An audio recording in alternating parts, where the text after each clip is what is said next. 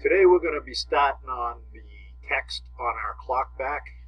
Everybody's going to be required to do one of these. So first step is to open EdRoute 6, our graphics program. You can X out of this first window and go up to New in the toolbar and open up our plate. Under Template, look for clock back, and it will give you dimensions of 10 by 10 by 1/8. Click OK on that, and the red lines show the outside of our piece. From there, we want to come down to text,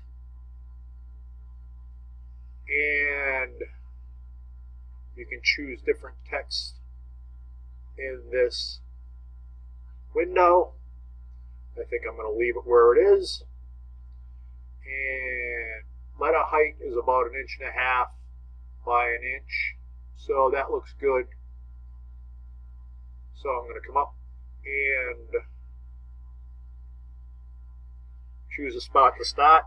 And I'm just going to type in my name.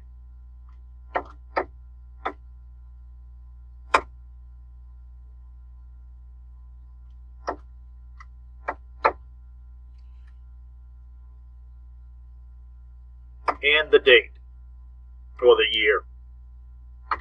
And that's all there is for that. Next step is to close it out. And we want to highlight the lettering. And we want to pull our engrave tool over on the left-hand side.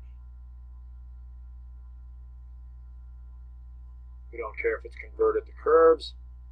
Next thing we need to do is find our tool. We're using an 1/8 inch end mill. We'll double click on that and we'll pop up here. Now, this hardboard we're going to be using is an 1/8 inch thick. So we're going to go halfway to that and go 0.0625. Okay? And that's about the max we can use with this 1/8 inch end mill. So we go to OK. Let's highlight it first. And then click OK. And you'll see that it puts a tool path around each one of these letters. The corners here can be pulled out to expand the lettering if we like, or you can leave it the way it is. I think I'm just going to pull it out a little just to demonstrate how it's done. At that point, we want to go up to our machining, pull that down, and go to Output. Now we want to go to File. Oops.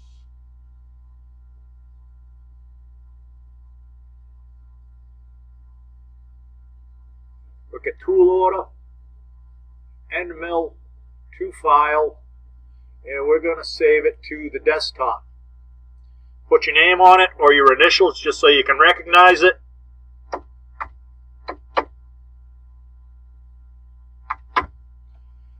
And I might have a bunch on there already, so I just put a number on there so we can figure it out when we get there. And hit Save. Once it saves, we're going to reduce it down. Look for it on our desktop, and it's sitting right here. So at this point, we're ready for our next step.